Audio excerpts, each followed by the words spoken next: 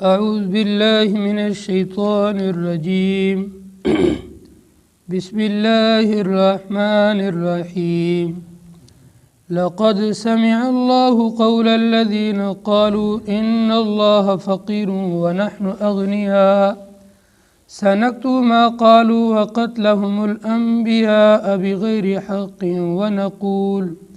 ونقول ذوقوا عذاب الحریق۔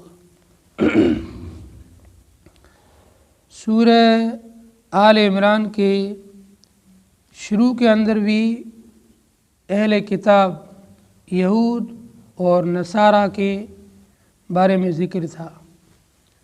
درمیان میں جنگ احد کا تذکرہ آیا تھا۔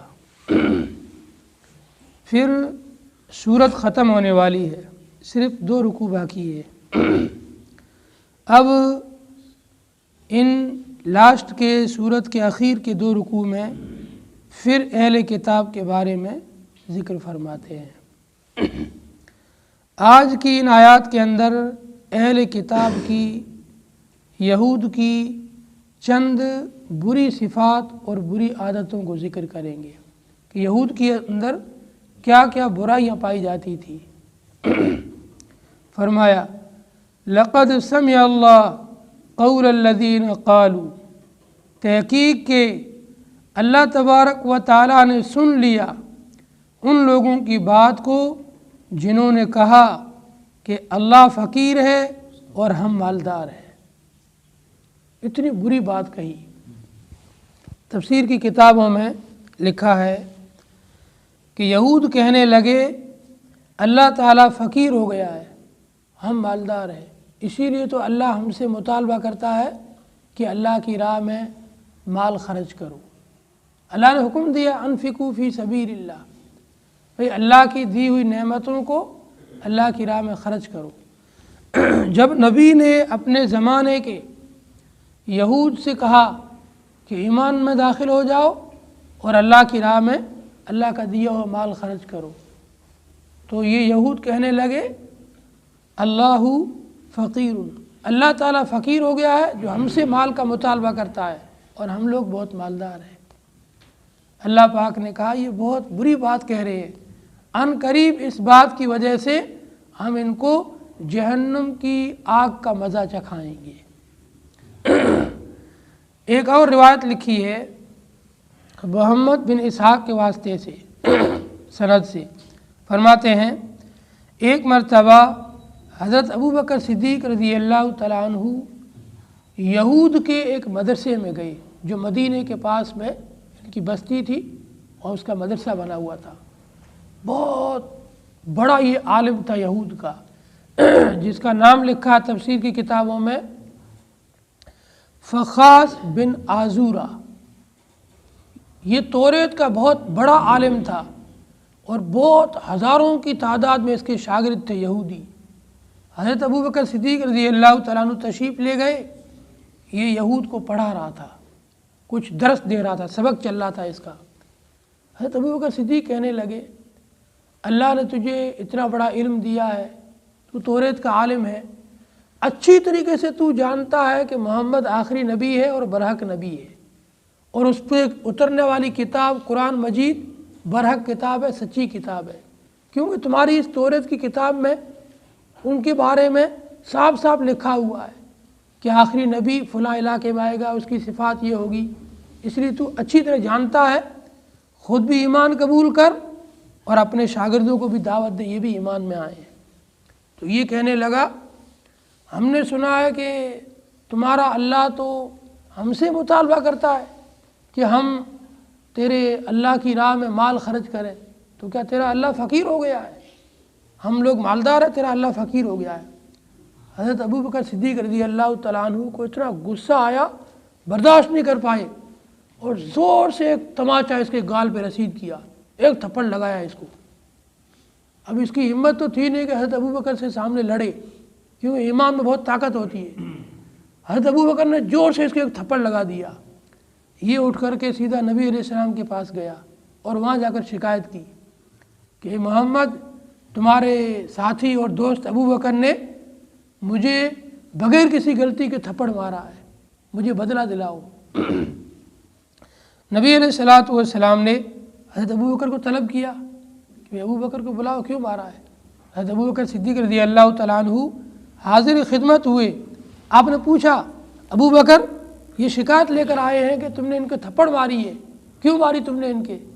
حضرت ابو بکر صدیق رضی اللہ تعالیٰ عنہ کہنے لگے یا رسول اللہ صلی اللہ علیہ وسلم، اس نے اتنی بری بات کہی مجھ سے برداشت نہیں ہوئی۔ اللہ کے بارے میں اس نے کہا کہ اللہ فقیر ہو گیا ہے اور ہم یہودی مالدار ہو گئے ہیں۔ وہ مکر گیا، کہنے لگا نہیں اللہ کے نبی میں نے ایسی بات نہیں کہی تھی، یہ جھوٹ بول رہے ہیں۔ اللہ نے قرآن میں آیت اتار دی، بتلا دیا نبی کو لقد سمع اللہ قول الذین قالوا، اللہ نے سن لی ان کی بات یہود کی، ان یہود نے کہا تھا نحن اغنیا، ہم لوگ مالدار ہیں اور اللہ فقیر ہو گیا ہے۔ جب یہ آیت نازل ہوئی نبی علیہ السلام فرمانے لگے دیکھو تم جھوٹ بول رہے ہو۔ ابو بکر کی تصدیق میں اللہ نے قرآن کی آیت اتار دی ہے، اس لیے ابو بکر سچا ہے، صحیح کہہ رہا ہے۔ تم نے ایسی بری بات کیوں کہی؟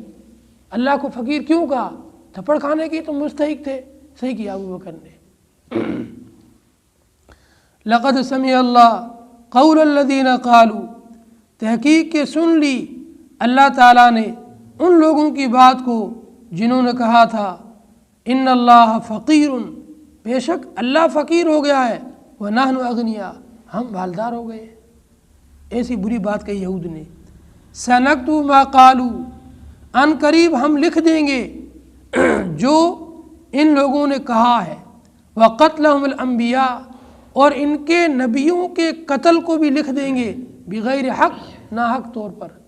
یہود میں ایک بری عادت یہ بھی تھی، یہ انبیاء کا قتل کرتے تھے، نبیوں کو انہوں نے قتل کیا، ایک دن میں 70 نبیوں کو قتل کر دیا، ایسے یہ خطرناک لوگ تھے۔ وَنَقُولُ ذُوقُوا عَذَابَ الْحَرِيقِ، اور ہم کہیں گے چکھو جہنم کی آگ کا مزہ۔ یہ جو نبی کو جھٹلاتے ہیں، نبیوں کو قتل کرتے ہیں اور اللہ کے بارے میں ایسی بری بات کہتے ہیں، اس کے بدلے میں آخرت میں ہم کہیں گے جہنم کی آگ کا مزہ چکھو، دنیا میں تم نے مانا نہیں، تمہاری سزا یہ ہے۔ ذَلِكَ بِمَا قَدَّمَتْ أَيْدِيكُمْ، پھر ان سے کہیں گے یہ جو جہنم کی آگ کا مزہ ہے یہ اس کے بدلے میں ہے جو تم نے اپنے ہاتھوں سے کر کے آگے بھیجا، یہ تو تمہارے کرتوت ہے، تمہارے کردار ہے، تمہارے اعمال ہے۔ وَأَنَّ اللَّهَ لَيْسَ بِظَلَّامٍ لِّلْعَبِيدِ، اور اللہ تعالیٰ بندوں کے اوپر ظلم کرنے والا نہیں ہے۔ الَّذِينَ قَالُوا إِنَّ اللَّهَ عَهِدَ إِلَيْنَا أَلَّا نُؤْمِنَ لِرَسُولٍ، ایک اور یہود کی برائی، یہود کہتے تھے اللہ نے ہم سے وعدہ لیا ہے کہ ہم اسی وقت کسی آدمی کو صحیح مانیں گے، نبی مانیں گے، جب وہ ہمارے پاس میں کوئی ایسی قربانی لے کر آئے جس قربانی کو، جس نذرانے کو، جس اللہ کی راہ میں دی ہوئی چیز کو ہماری نگاہوں کے سامنے آسمان سے آگ آئے اور اس کو کھا کر جائے، یہ اگر کر کے بتلاؤ گے تو ہم نبی مانیں گے تم کو۔ اللہ نے فرمایا اے محمد صلی اللہ علیہ وسلم، اے ہمارے پیارے نبی، یہ لوگ جو آپ سے مطالبہ کرتے ہیں نا، آپ سے جو پہلے نبی گزرے ہیں ان سے بھی ان کے باپ داداؤں نے یہ مطالبے کیے تھے، اور ان نبیوں نے ان کے اس مطالبے کو پورا کیا، پھر بھی انہوں نے مانا نہیں اور نبیوں کو قتل کر دیا۔ یہ جھوٹے ہیں، آپ ان کے کتنے ہی مطالبات کو پورا کر دو یہ ماننے والے نہیں ہیں۔ ان کے باپ دادا نے آپ سے پہلے والے نبیوں سے مطالبے کیے، پہلے والے نبیوں نے اللہ سے دعائیں مانگی، ان کے مطالبے پورے ہو گئے، مطالبے پورے ہونے کے بعد بھی انہوں نے نبیوں کو قتل کر دیا۔ جھوٹے ہیں، مکار ہے اور فراڈی ہے اور ضدی ہے، کبھی ماننے والے نہیں ہیں۔ الذین قالوا، وہ لوگ جنہوں نے کہا ان اللہ عہد الینا، بے شک اللہ نے ہم سے وعدہ لیا ہے، اللہ نؤمن لرسول، کہ ہم کسی رسول کو نہ مانیں، حتیٰ یاتینا بقربان، یہاں تک کہ وہ رسول ہمارے پاس ایسی قربانی کو لے آئے، تأکلہ النار، جس کو آسمان سے آ کر کے آگ کھا جاوے۔ حضرت عیسیٰ علیہ السلام سے پہلے جتنے بھی انبیاء آئے ہیں آدم سے لے کر عیسیٰ تک، ان کے دور میں قربانی اور نذرانہ اور صدقے کا طریقہ یہی تھا کہ کوئی بھی آدمی اللہ کی راہ میں کچھ دینا چاہتا ہے تو بستی سے دور ایک اونچی جگہ رکھ کے آ جاتا تھا، ٹیلے کے اوپر، پہاڑ کے اوپر، آسمان سے آگ آتی، اس کو کھا کے چلی جاتی، یہی صدقہ نکالنے کا طریقہ تھا۔ لیکن اللہ پاک نے اس امت پر احسان فرمایا، تُؤْخَذُ مِنْ أَغْنِيَائِهِمْ وَتُرَدُّ عَلَى فُقَرَائِهِمْ، اس امت کے مالداروں سے صدقے، زکوٰۃ، فطرے کا مال لیا جائے گا اور اسی امت کے غریبوں پر خرچ کیا جائے گا۔ یہ صرف اس امت کی خصوصیت ہے، ورنہ پہلے لوگوں میں ایسا نہیں تھا۔ قل، اے نبی جی آپ ان یہود سے کہہ دو، ان کو جواب دے دو، قد جاءکم رسول من قبلی، آ چکے ہیں مجھ سے پہلے بہت سارے رسول، بالبینات، واضح نشانیوں کو لے کر، وبالذی قلتم، اور ان چیزوں کو لے کر بھی جس کو تم کہہ رہے ہو، فلم قتلتموہم، تو تم نے ان کو قتل کیوں کیا؟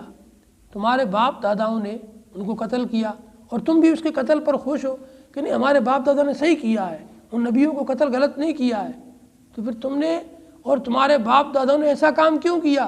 اب مجھ سے مطالبہ کر رہے ہو اسی چیز کا جو چیزیں ہو چکی ہے۔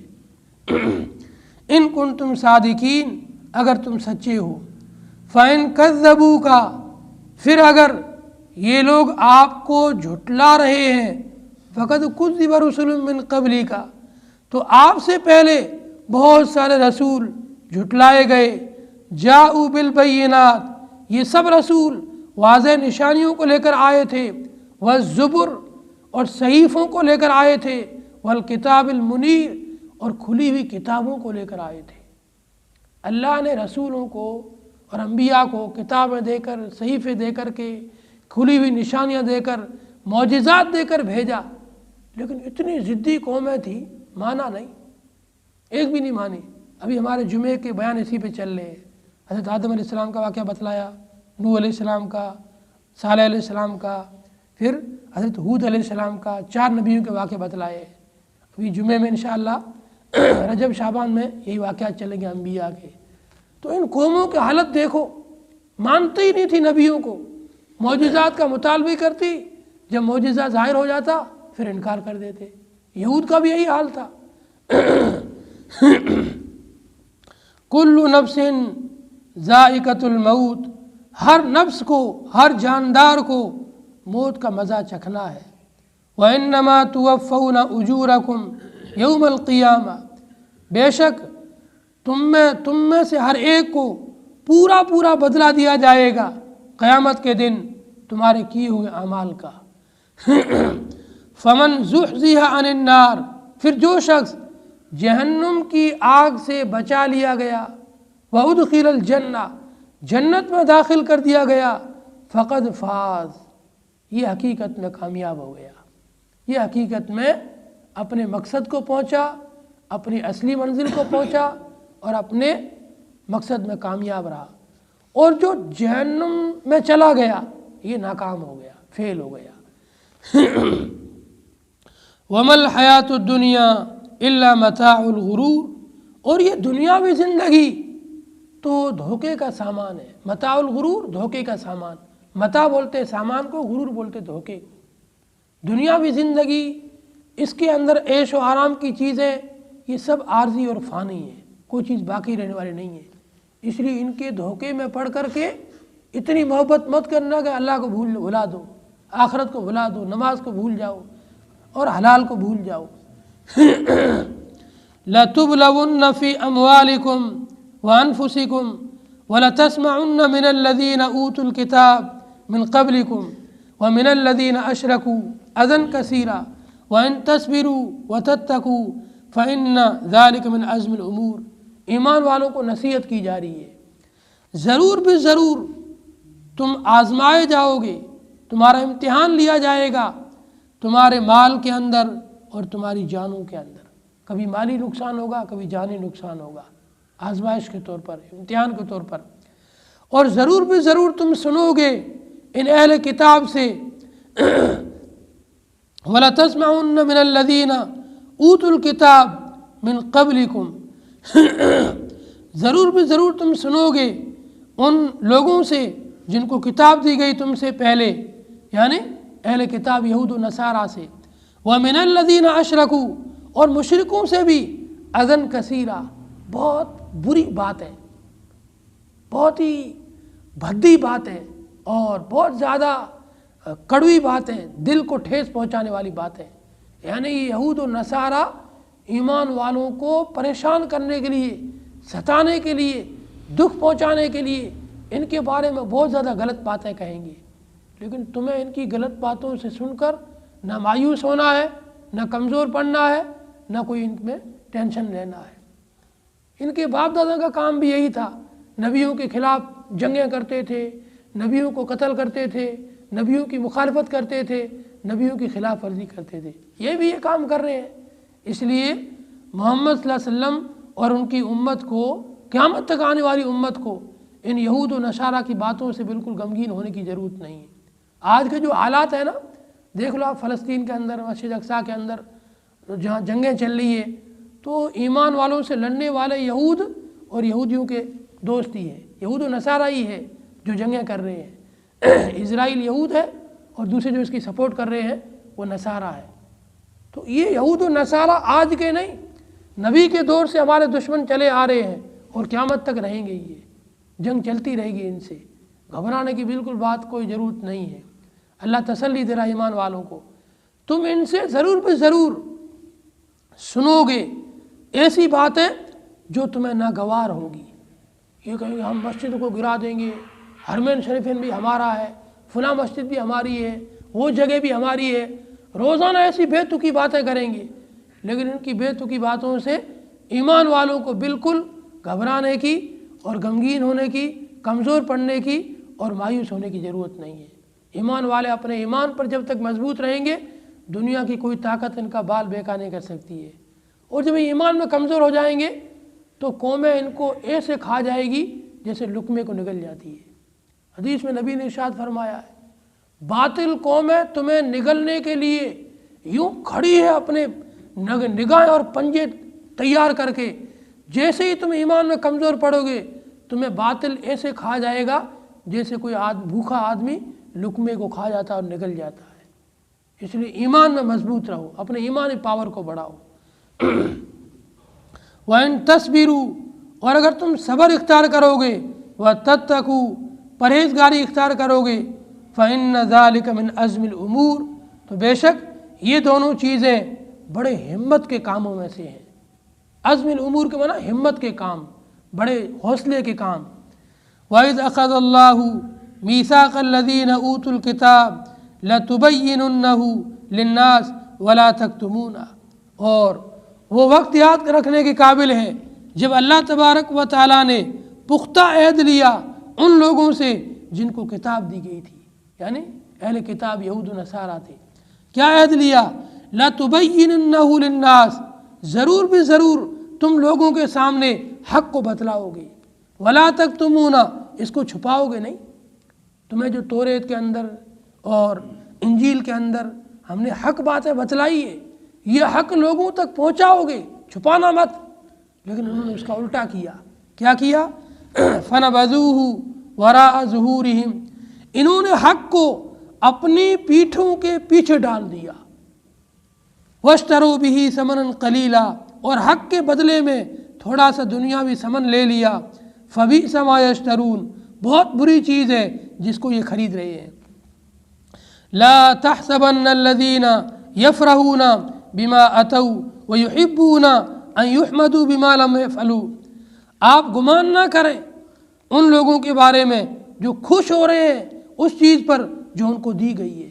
یعنی اہل کتاب، ان کو اللہ نے ہر چیز سے نوازا تھا، علم سے اور کتابیں دی، اس کے ساتھ میں مال بھی دیا، عزت بھی دی، یہ خوشیاں منانے لگے، ہم بہت مقرب لوگ ہیں، ہمیں کسی عمل کی ضرورت نہیں ہے۔ عمل کو چھوڑ دیا اور صرف جو ان کے باپ دادا کو نبوت ملی تھی یا ان کے باپ داداؤں میں بڑے عالم تھے اسی پر یہ فخر کرتے رہتے تھے۔ وَيُحِبُّونَ، اور یہ پسند کرتے ہیں کہ ان کی تعریف کی جائے ایسے کاموں پر جو انہوں نے کیا نہیں ہے۔ مفسرین لکھتے ہیں یہ آیت نازل تو ہوئی تھی یہود کے بارے میں، لیکن اس کا حکم عام ہے۔ اب بھی اگر کوئی آدمی مسلمان ہونے کے باوجود عمل نہیں کرے گا، کام تو برے کرتا ہے اور گمان یہ رکھتا ہے کہ لوگ میری خوب تعریف کریں، لوگ مجھے اچھا کہیں، فلا تحسبنہم بمفازۃ من العذاب، آپ گمان نہ کرو کہ یہ عذاب سے بچ جائیں گے، ان کے لیے اللہ نے دردناک عذاب تیار کر رکھا ہے۔ جو علم ملنے کے بعد میں عمل نہیں کرتے ہیں، صحیح بات پتہ ہونے کے باوجود بھی اس کو قبول نہیں کرتے ہیں، حق کو معلوم ہوتے ہوئے بھی حق کو قبول نہیں کرتے ہیں، اور کام تو کرتے ہیں برے اور چاہت رکھتے ہیں کہ ہماری تعریف ہو۔ برے کام پر تعریف کیسے ہوگی؟ برے کام پر تو برائی ہوگی۔ تو آپ یہ گمان نہ کرو کہ یہ لوگ عذاب سے بچ جائیں گے۔ وَلَهُمْ عَذَابٌ علیم، ان کے لیے دردناک عذاب ہے، اللہ ہی کے لیے ہے۔ وَلِلَّهِ مُلْكُ السَّمَاوَاتِ وَالْأَرْضِ، اللہ ہی کے لیے ہے آسمانوں اور زمین کی حکومت۔ وَاللَّهُ عَلَى كُلِّ شَيْءٍ قدیر، اللہ تبارک و تعالی ہر چیز پر قادر ہے۔ اگلی آیت کے اندر بھی اللہ تعالیٰ کی قدرت کی نشانیوں کو ذکر کرتے ہیں، اس کا تذکرہ انشاءاللہ کل کریں گے۔ اللہ تعالیٰ سے دعا ہے کہ اللہ تعالیٰ ہمیں عمل کی توفیق نصیب فرمائے۔ اللہم صلی علی محمد عبدک ورسولک، صلی علی المؤمنین والمؤمنات والمسلمین والمسلمات، ربنا آتنا فی الدنیا حسنہ وفی الآخرۃ حسنہ وقنا عذاب النار، رب ارحمہما کما ربیانی صغیرا۔ صلی اللہ تعالی علی خیر خلقہ محمد وآلہ واصحابہ اجمعین برحمتک یا ارحم الراحمین۔